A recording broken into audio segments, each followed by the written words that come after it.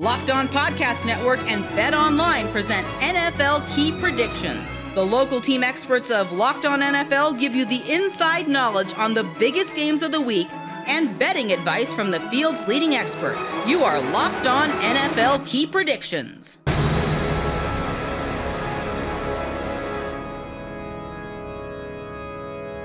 Hey everyone, and welcome in to NFL Key Predictions. I'm Jordan Black. Week 1 may be in the rearview mirror, but plenty of teams still have a bad taste in their mouths after kicking off the 2022 season.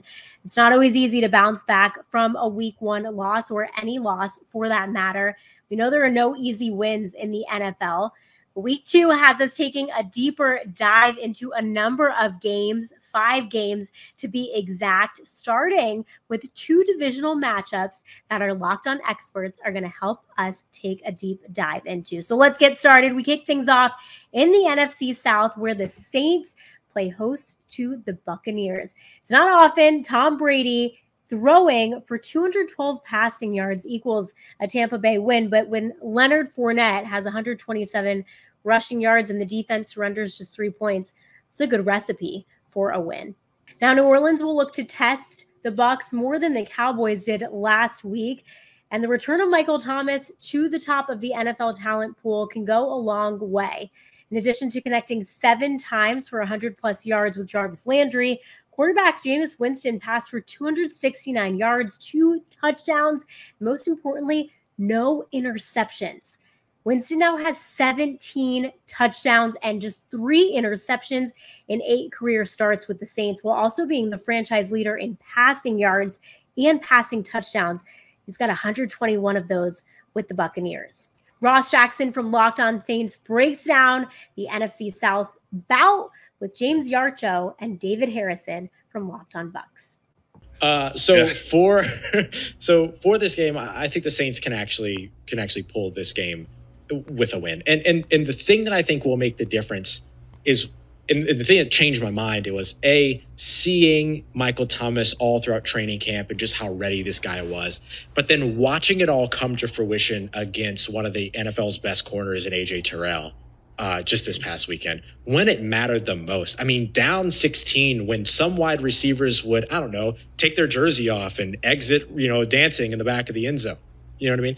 And so, there are all of these things to where, Michael Thomas, I'm sorry, I had to do it. Michael Thomas didn't need to be that guy in that moment, but he absolutely was. Dennis Allen, his calm, cool demeanor, making sure that everything happened, and then still accepting, accountability on the back end, but then giving the team credit for the good things that happened. I mean, a lot of this just felt like, okay, this is a well-coached team, and it's not one that wasn't aggressive. Jameis had one of the highest aggressive throw percentages in the NFL, which is something that a lot of people were concerned the Saints wouldn't do without Sean Payton, that they wouldn't have that aggressive thing. If you're going to put up 30 points in this game, you have to be aggressive, and I believe the New Orleans Saints can do it. I think they can win this game. I was actually pretty close to you. I was going 33-27, so I was just giving it the extra field goal on each side. So That's kind of the way that I had went with it. So that's my takeaway in terms of my prediction for this one. Yeah, there's only 2 things that I foresee the Saints stopping the Saints. That is the salary cap finally catching up to them, and they have to release everybody. Stop it. And for some reason, the Saints believe they have this tight end that can play quarterback snaps or take quarterback reps. It's insanity. It'll never work. 57-yard run. It'll never work. I tell you, it'll never work. All right, so we threw a lot of information at you. So on these crossover Thursdays, we like to make sure that we're recapping everything for you. So let's recap here everything you need to know about the Tampa Bay Buccaneers traveling to take on the New Orleans Saints. David, biggest story for the Bucs coming in. Yeah, until the injury report gets a little bit more clear and we get a little bit more information on some of these guys, it could be posturing. It could just be coaches playing the injury report game with each other. But the health of the wide receivers, the fact that the top 5 receivers on this Buccaneers depth chart are all on the injury report right now and either limited or missing practice because of it, that is a concern for me, and it will remain a concern until at least 2 of those guys come off of it or are cleared for Sunday. Yeah, makes perfect sense. For me, over on the New Orleans Saints side, it's all about Jameis Winston. This is the team that he went up against last year when the ACL tear happened that ended his season as the New Orleans Saints starting quarterback. far more prematurely than anyone had expected. This is also, of course, a team that drafted him #1 overall and it kind of unceremoniously at one point moved on from him. There's a little bit of a revenge factor here. There's a little bit of a combat factor here. There's all of that. So how does that end up impacting Jameis, who started to answer the revenge factor question early on in last year's game when he was injured, seemed composed, seemed positive, seemed like everything was there for him. Now he has this other kind of bug with being in the dome where it happened, going up against the same defensive personnel, all these other things. So it'll be interesting to sort of see how that impacts him going into and throughout this matchup. Now, biggest key matchups that you're watching over on the Tampa Bay Bucs side, David. Yeah, I'm looking at the trenches, and again, I know that's the easy answer. Of course, everybody says the trenches, but specifically this Buccaneers defense under Todd Bowles has only gotten 6 sacks in 6 games against the New Orleans Saints quarterbacks. You need at least half of those. You need at least 3, I think, in this game, whether it be Taysom trying to run the ball, whether it be James. Well, if he's trying to run, it's not a sack, but whether it be Jameis or Taysom, maybe getting a pass attempt in there every once in a while. You know, you need to get at least 3 of those sacks, preferably on third down. That would be absolutely amazing if they came on third downs, because that third down defense can be a problem sometimes for this defense against this offense. But that's the matchup number one. The second one, Leonard Fournette, again, his kind of terrible history, whether it be from lack of playing time or just, I don't know, being a Jaguar for a little bit, not having success against the New Orleans Saints. Want to see him continue what he did in week 1, continue that production, and then maybe find the end zone once or twice. Absolutely. Shout out to Tony Wiggins, Locked On Jaguar. Sorry for the shade, homie. You don't deserve that from David. I don't know what David's doing. Listen, he predicted the Jags to beat the Commanders. I tried telling him he was wrong, and he just went with it anyway. He put that on record. So. He put that on there. For me, the key matchups that I'm going to be watching are, of course, Mike Evans and Marshawn Lattimore. Should Mike Evans be able to go in this one, which, if we all know the spectacular healing power of going up against the New Orleans Saints, we know most of those wide receivers will play against the New Orleans Saints. So we'll get to see the big marquee matchup between the two.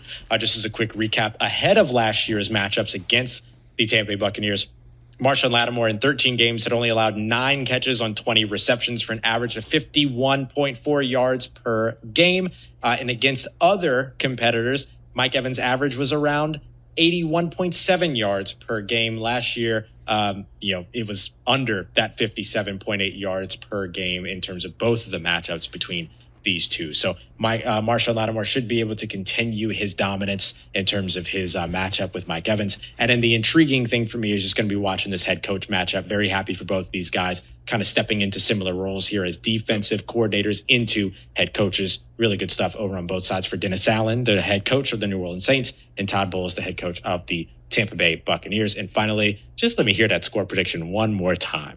Saints 31, Bucs 24. You'll love to hear it. And now with a look at the betting lines, here is Lee Sterling with Locked On Bets. This is Lee Sterling from Locked On Bets and Paramount Sports with your BetOnline prediction for the game between the Tampa Bay Buccaneers and the New Orleans Saints. Tampa Bay is favored by 3. The game is being played in New Orleans. Tom Brady, he's done a lot in New England and now in Tampa Bay, but just 1-4 straight up and against the spread against the Saints. And how about this? 8 touchdowns and 8 interceptions in those 5 games. Jameis Winston came back from a torn ACL from the injury last week. They were down 26-10.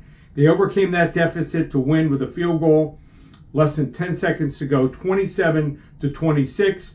Both defenses seem to be a little ahead of the offenses right now. And the offensive coordinator, Pete Carmichael, still there for the Saints. Dennis Allen, former defensive coordinator, now head coach, still running the show there pretty much for the Saints. And how about this? The New Orleans Saints, as an underdog, the last 52 games has covered 67% of the time. I think the wrong team's favored. I think the New Orleans Saints knock off the Tampa Bay Buccaneers 24-23 here. For more, subscribe to Locked On Bets wherever you get your podcasts. Miami and Baltimore both coming off week 1 wins, but given the quality of opponents, both teams there still in positions to make statements early in 2022. Lamar Jackson, fresh off a 3-touchdown day last week, bringing a 95-plus QBR in 6 of 7 starts versus the AFC East, and is sporting a 38-12 record as a starter. Plus, he's now tied for 3rd most wins ever by a quarterback in his first 50 starts. Now, to get the dub this week, he'll want to keep an eye on Dolphins rookie cornerback Peter Coho, who had a pass deflection, a forced fumble, and a tackle for loss in his debut last week. Now, a divisional game against the Patriots last week, that was an easy win for Miami. How about that? Tua Tagovailoa led the Dolphins to victory under first-year head coach Mike McDaniel and should continue to target Tyreek Hill because why wouldn't you target the cheetah, right? Early and often in this one this week, the new Miami wideout led the team with 8 catches for 94 yards in his debut, marking his 16th game with 8+ catches. Baltimore safety Marcus Williams led the Ravens with a career-high 12 tackles and a pick in his Week 1 debut. Now, with more on this AFC matchup, here is Kevin O'Striker from the Locked On Ravens podcast and Kyle Krabs from Locked On Dolphins.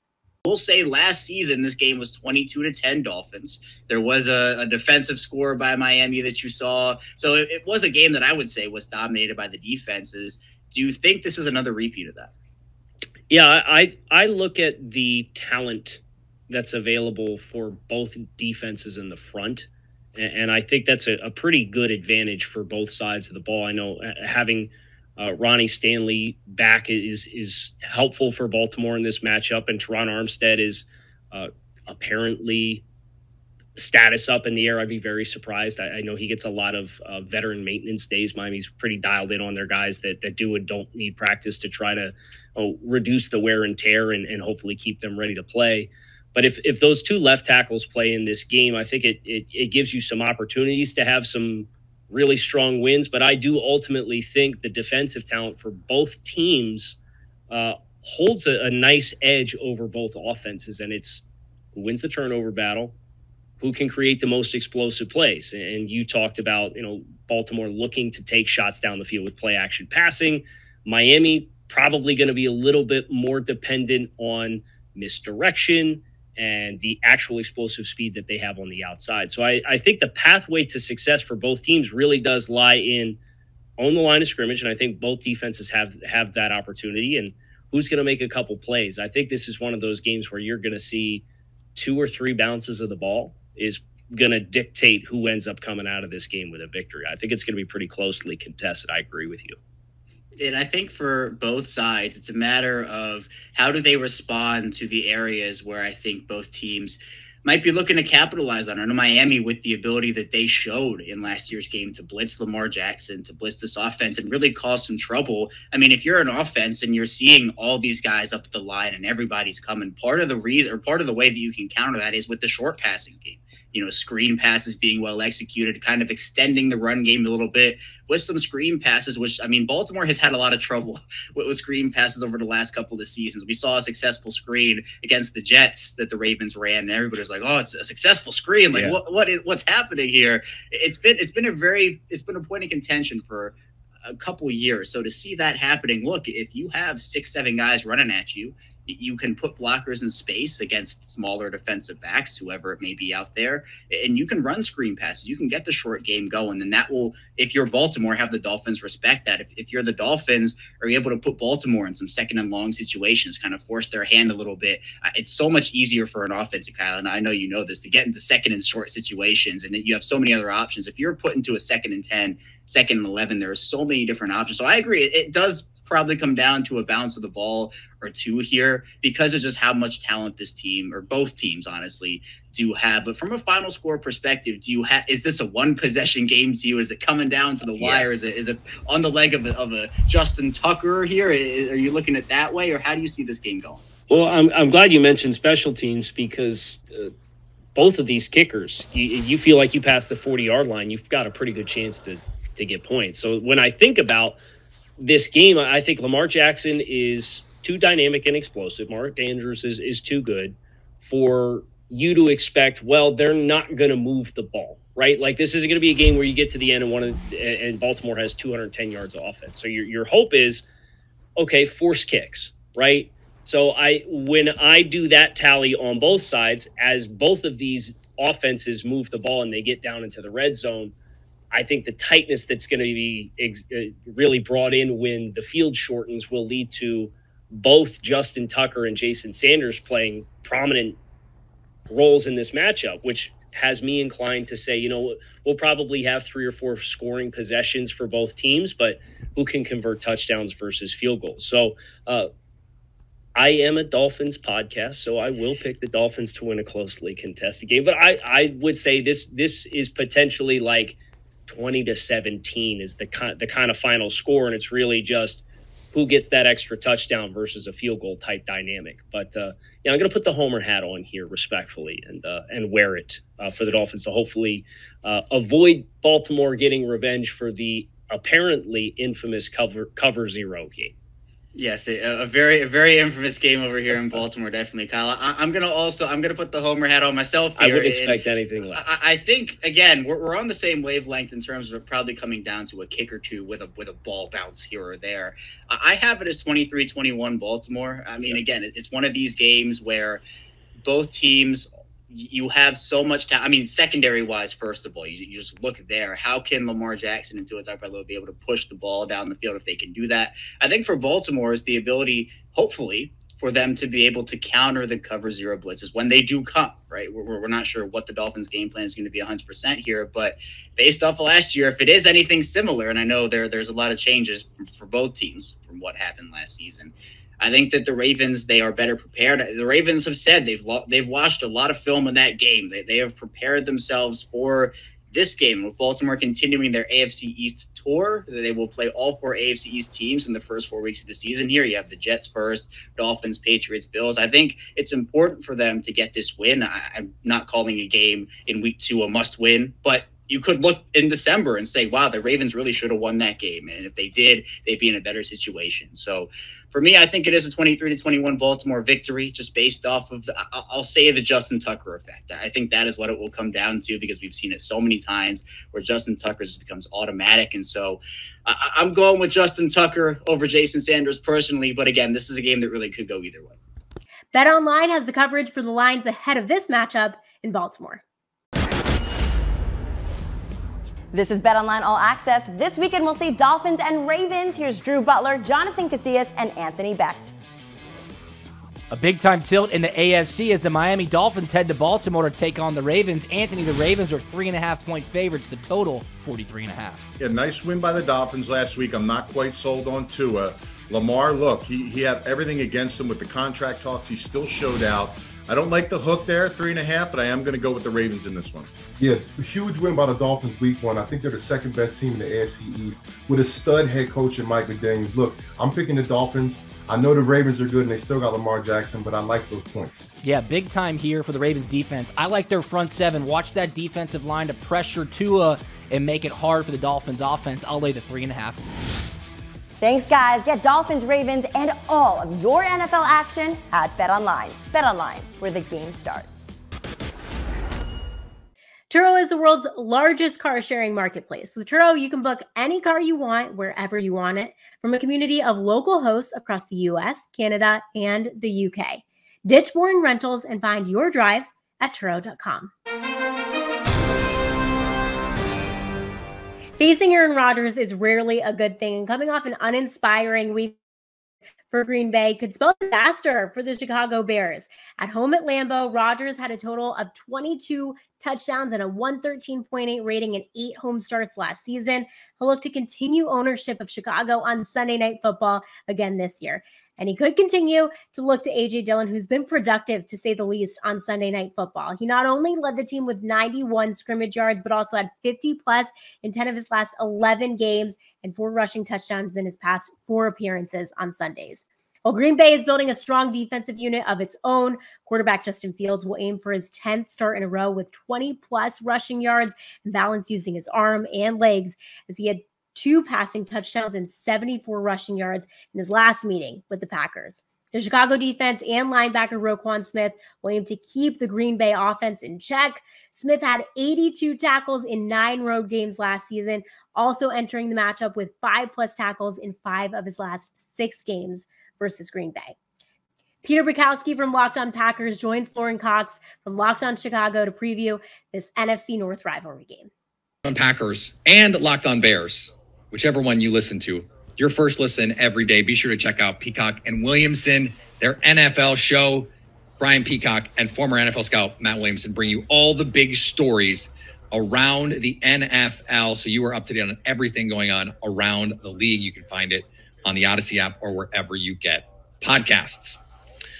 All right, final thoughts here, Lauren. This is a weird game that Vegas decided, our friends at BetOnline decided, you know what doesn't matter? Week 1, because the Packers opened as 9.5-point favorites. It's up to 10 most places, and the over-under is like 43. So this is going to be they see a low-scoring game, something in that like 23-13 kind of range. Where do you see this game? Yeah, I'm certainly not going to come on here and predict a Chicago Bears second straight upset victory, right? I don't think, given especially. Did you predict Week 1? No, I did not. No. Okay. I'm not predicting that they would do it twice in a row. I didn't think. I thought the 49ers team would be better than what they were, but I do think the Bears can cover that spread. I mean, I think they're going to play this tough. I just think the type of resilience that they showed last week, even if Green Bay gets up by more than 10, I think the Bears can, at absolute worst, backdoor cover a potential 10-point spread in this game. And I think there might even be a time where the Bears lead in this one, but I don't know that they can. I don't know if they'll have enough, Matt Eberflus magic plus Luke Getsy knowing the Packers players really well. I don't think that'll quite be enough to pull off another upset, but I do think it'll be close enough. I mean, I like a 23-20 or maybe like a 2017 type of final where it ends up being fairly close, but maybe it doesn't always feel that close for the entire game, but the Bears make it close and make Green Bay earn it a little bit. So I will tell you straight away, I love the over in this game because I just don't. I think, to your point, if the Packers do get up, and I do think the Packers will be up for most of this game, that the Bears are going to fight back. They are. And the Packers have had a tendency over the last few years to let up. They let the Browns come back from 3 scores down to get back into that game. They let the Ravens last year with Tyler Huntley come back from 3 scores down to get back into that game. And by the way, they fell down early to the Bears at Lambeau in primetime last year. We just saw this happen on, what did I say earlier? Some specials. They had the punt return, but then also they had the crossing route. That was a beautifully schemed up play. Justin Fields, I don't remember the receiver's name. I don't think he's even on the team anymore. And he scores on a long touchdown. I think the Packers offense is going to play a lot better. I just don't think the pass rush for the Bears is going to be able to get home as consistently as Minnesota was. Minnesota got a little lucky on when their pressure came too, because they still only got that like 25% pressure rate, which is not a huge number. It was when that pressure came, and it was when the Packers were trying to take shots that really scuttled this Packers team. So I see it in that like 27 to 17 kind of range, but I can't predict a cover until I see them cover. I need to see that, and I need to see this defense play a little bit better. So I don't think, the Justin Jefferson is not walking through that door. Justin Fields, I think can be a dangerous player, but the Packers are not going to play a bunch of man coverage that's going to give him opportunities to scramble all over the place. So I think they're going to be able to contain this Bears offense enough that the Packers are going to be able to score enough to make this a nice win. I'm not going to predict some like impressive dominating win. I just don't. That's not fair after what we saw from these two teams in Week 1. To summarize, for me, this game comes down to the Packers winning in the trenches. They did not in Week 1 win in the trenches, really on either side of the ball. They got enough pressure on Kirk Cousins. Kirk was able to escape. They needed to finish a little bit better. And then if they can run the ball effectively, if they can run the ball as effectively on the Bears as they did on the Vikings, I just can't believe the play action game will be as bad as it was in Week 1. And I don't think the pressure on the straight drop back game is going to be as bad as it was in Week 1 for the Packers against the Bears. And so for those reasons, I think Green Bay has a good chance to get a get-right win against the Bears. That being said, Justin Fields, certainly with his playmaking, his legs, he made some plays last year. We saw it. Can the Packers force him into some mistakes as the 49ers did? I think that's the big takeaway for me as I look at these two teams. How do you see it? It's funny because it felt like last week against the 49ers, I don't know that the Bears won in the trenches on either side of the ball and still came away with the victory. So a lot of that influence having to do with the weather, but the 49ers were dealing with the same weather as well. So I think it's going to come down to how well can the Bears make things a little bit easier on Justin Fields? Because if they're going to rely on Fields to have to be the hero another game and really single-handedly will his way to some touchdowns in the second half, I don't know if that's something that you can completely count on doing, and I don't know if that can be enough when the offense on the other side has Aaron Rodgers instead of Trey Lance. I think the Bears might be able to get one or two on these Packers wide receivers and limit the passing game more so than we've seen in years past when it's Devonta Adams lining up all over and running up and down the defense that the Bears had. So I think there's some potential to slow down this Packers offense, but I think the Green Bay ground game should be strong enough to make Rodgers not have to be the hero in the same way that Fields has had to be the hero. And when it's all said and done, I think that'll be enough for Green Bay to pull away with this one. Now let's get an inside look from BetOnline for this NFC North battle. This is BetOnline All Access. We'll see Bears-Packers in Week 2 of NFL action. Here's Drew Butler, Anthony Becht, and Jonathan Casillas. It's Sunday Night Football and an all-time rivalry in the NFL. The Chicago Bears heading up north to take on the Green Bay Packers. Anthony, Packers are 10-point favorites. The total is 43. Yeah, great win by the Bears, but quarterback in Justin Fields, who was below 50% passing, that's still an issue. And Aaron Rodgers, man, I don't know. Is there going to be a big bounce back after a bad game one? I don't see it with this receiving core. I'm going to go with the under 43. Look, there's going to be a slugfest, like Triple G and Canelo, okay? This is how it's going to go down. I don't think it's going to be a lot of points scored, but I think plus 10 is too much for the Bears. I'm taking the Bears. Relax, relax, relax. Aaron Rodgers owns the Bears. I'm not thinking about this one too much. I'll lay the 10 with the Packers.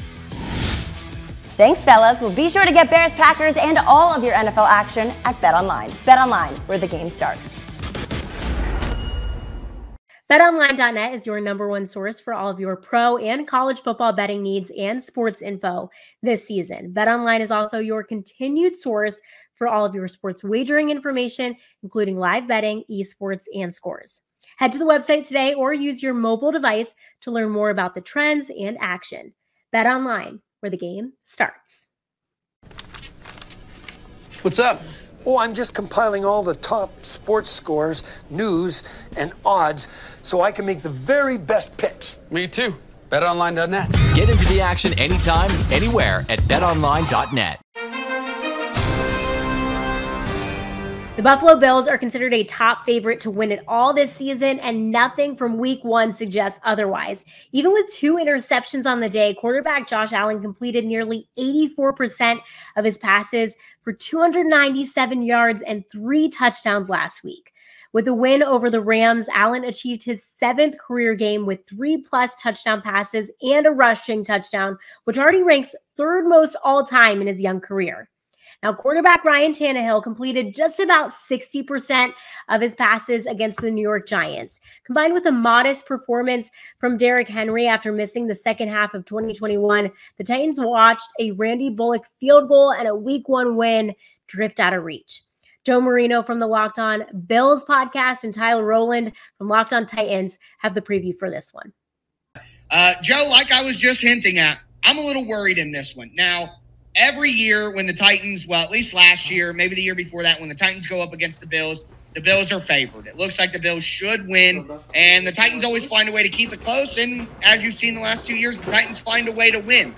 Unfortunately, I think this isn't those Titans teams. We talked about the guys that they've lost on offense that make it different, but it's more than just the personnel. There's a feeling. I feel like the Cincinnati Bengals loss in the playoffs just broke this version of the Titans. It broke them. It's over. You know what I mean? This core with Tannehill and Henry, A.J. Brown, blah, blah, blah, it's just coming to a close. And I think we saw in the draft that the Titans went young on offense. They went with Malik Willis. They went Phillips. They went Burks. They went NPF at offensive tackle. I think that once A.J. Brown was traded, John Robinson realized, hey, I need to have an eye towards the future because this group is too expensive and can't get it done. So I think that while the Titans have kept it close with the Bills and won in previous years, I just think that there's not only a personnel problem here with the roster, but I think there's a spirit issue with the Titans. And I am going to pick the Bills to win 31-23. And I got to be honest with you, I wouldn't be shocked if it was 31-20. I gotta hope that with the increased pace and the increased scoring from the Bills, the Titans will find a way to put some more points on the board, just simply having more possessions than they had. But I'm not certain about it. So I guess my official prediction is 31-23 Bills, but I wouldn't be shocked if it was a larger deficit than that. Man, Tyler, you're down on the Titans, man. Well, I have been all season. They traded the best player on their team. Right. A.J. Brown is the best. Fools think that Derrick Henry was the best player on the team. The Titans had Derrick Henry. You know when the Titans got special on offense? When they had A.J. Brown. Yeah. A.J. Brown is what made them special, not Derrick Henry. So your common man maybe doesn't see that, doesn't think that, because Derrick Henry's so fun. But that's the reality. And guess what? The Titans would have won last week if they had A.J. Brown, because they were one big play away on offense from having enough points to win that game. But nobody could make the play because you got an undrafted free agent from 2020 starting. You got Robert Woods off an ACL, and then you got two rookies. They brought in Austin Hooper, who was supposed to make the tight end group better. Right. Hooper played less than Jeff Swain. Right, so we just have to accept reality that there's nothing special about the Titans' offense now, and they only scored 20 points against the Giants, even though the defense forced 2 turnovers and gave them short fields. Kyle Phillips had a 40-yard punt return and still only 20 points. I can't see that getting better against the Bills, but at the end of the day, hopefully this is just a massive reverse jinx, and the Titans pull classic Titans again, lose to the Giants at home, and then go on the road and beat the Bills. It's just classic Titans stuff. Well, if I'm not mistaken, last year they had the week 1 loss to Arizona, and they lost to the Jets as well, right? So, I mean, these have been things that have happened for Tennessee, and they've still been able to put together good seasons. And so, True. I mean, 9-8. I hear what you say, and I also look at the sample size under Mike Vrabel, and I see 9-7, 9-7, 11-5, 12-5. Yep. You know, last 2 years winning the division, and so there's a nice history of success there, and there's certainly a recipe that they've had to be able to win football games.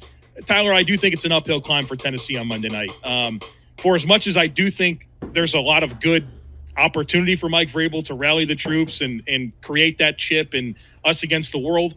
You know, this is a tough challenge on the road in Buffalo Monday night. That you know, everyone's so excited for the home opener. Expectations, Bills Mafia is going to be really, really pumped up for this football game, and it's going to be a tough environment for Tennessee to step into from that perspective. And then I do think that the Bills have a talent advantage in this football game, and they're better in areas that are important for football: offensive line, defensive line, quarterback, those types of things. So I will go 33-24 Bills in this game. I think the spread is 9.5.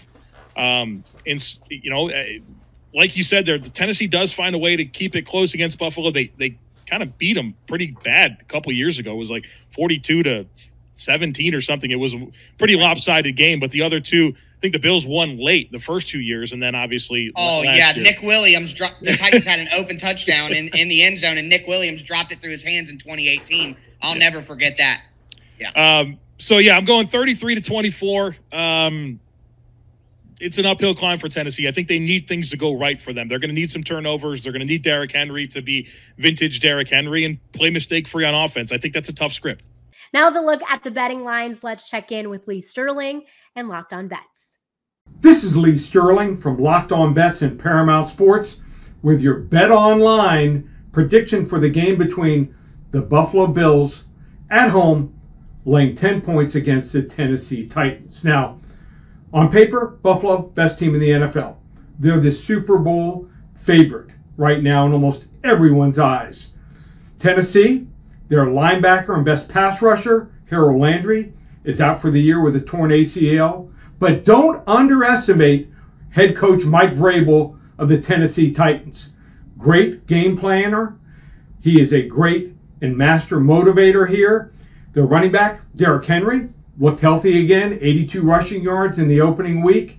And Ryan Tannehill, he can avoid pressure, unlike the counterpart that played against him last week. That was Matthew Stafford. So I look for Tannehill to move around much more, make things happen. Maybe special teams will be a factor. I think Buffalo still wins the game 31-27, but I think the right side is taking the 10 points here in this huge matchup. For more, subscribe to Locked On Bets wherever you get your podcasts. Well, what could be better than a Monday Night Football game? The answer, a second Monday Night Football game. Wide receiver Justin Jefferson was a man possessed in Minnesota's Week 1 win over Green Bay, converting 9 catches into a career-high 184 yards and 2 touchdowns in Week 1. Jefferson now has 5 career games with 150-plus receiving yards and a touchdown catch. That's tied for second most ever by a player in his first 3 seasons. For Philly, there seemed to be a sense that the quarterback position would hold the Eagles back from being a true contender. But Jalen Hurts, after passing for 243 yards and 90 rushing yards, plus a rushing touchdown in Week 1, has got the team believing that all the pieces are in place. Hurts now has 4 career games with 75-plus rushing yards. We'll look to limit interceptions on Monday night. With one last look at the Monday Night Battle from Locked On Eagles, we've got Louis DiBiase and Gino Camilleri, and from Locked On Vikings, Luke Braun, to preview the matchup. We got Jalen Hurts. We got Kirk Cousins. We have a whole bunch of, I would say, top-tier quality talent in this game, Luke. I have to respect what Minnesota has done with their new general manager. They're really turning things around in terms of getting talent in there. You got Justin Jefferson. We know that.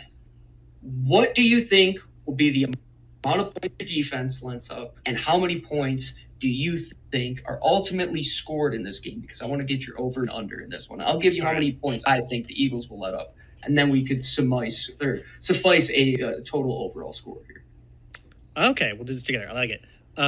So BetOnline has the Vikings as 2-point dogs in this game. And the over-under is 50.5 as of earlier on Wednesday. So that would imply like a 27-24 game. So I'll go. I don't think the defense is going to do what they did against the Packers. That felt that the Eagles aren't going to mess up that bad. That was insane. And also they have people who can catch the ball, which is the Packers do not. Yeah, I'll go chalk. 24. The Vikings will allow 24 points. 27. You're going to go with the 27? That's chalk, so I'll go chalk. Because I have no idea what this game confuses the hell out of me. I have no idea what to make of the Eagles. I don't either, my friend, and Minnesota is always one of those games. And listen here. It's always weird. It's always weird. In Week 2, the Eagles haven't won since 2015. They've lost all the way back to 2016 in Week 2. What? What is this? I don't know what. Is this a curse? Well, you got a curse of Kirk Cousins on Monday night, too. So we got all kinds of weird juju energy in this one. First night game in Philly since the 38-7 game. This one's going to get weird. I'm going to say the Eagles also allow 27 points. Are we going to tie? Our over. We're going to tie, and we're going to go to 27-27 tie? Let's do it. I'm in. 27-27 tie. I don't like predict. The only way I'm going to go out is with the tie right now. These seem like two teams, all the juju around them, with all the stuff that's happened in the past, players moving there, Justin Jefferson, the whole ordeal. This just seems like one of those games with the way the NFL has gone. They need to change the rule. Let's put some good mojo on it, and it's not going to end in a tie. We know that. We'll hit the over, though, with the BetOnline. Hit the over. Absolutely. Luke, this is the first time I think I've ever talked to you in my 4 years here at Locked On Eagles doing a crossover show. So we did one in 2019 before the Zach Brown game. Oh, goodness me. We did. I forget about those 2 years. He got his lunch ate by Kirk Cousins and lost his job over it, which he did. Yikes, bud. Once again, here's Lee Sterling and Locked On Bets. This is Lee Sterling from Locked On Bets and Paramount Sports with your BetOnline prediction for the game between the Philadelphia Eagles at home laying 2 points against the Minnesota Vikings. Now, the Vikings, boy, did they lay low all preseason. They didn't show anything. New head coach Kevin O'Connell, what did he do? He sprung some new formations and plays that Green Bay had never seen before. So they got him. But I still just can't trust Kirk Cousins here. Philadelphia quarterback Jalen Hurts, he hooked up with A.J. Brown 10 times in the game last week. And they also ran for over 200 rushing yards. They got that ground and pound working here. I think Philadelphia is going to be able to make the adjustments. And they're also playing at home here. I think they win and cover 27-20. For more, subscribe to Locked On Bets wherever you get your podcasts. Week 2 in the NFL offers a chance at redemption for teams that came out flat to start out 2022. But every year, a strong contender seemingly falls back into the pack. For the Tennessee Titans and Green Bay Packers, they're one loss away from an 0-2 start to the season with an uphill battle to make the playoffs. With a full slate of exciting matchups on the way, Week 2 can realign expectations or thrust surprising teams like maybe the Bears into the undefeated spotlight. Each and every week, we'll continue to bring all the insight and analysis from across the Locked On Network to you. For the Locked On Podcast Network, I'm Jordan Black, and this has been NFL Key Predictions.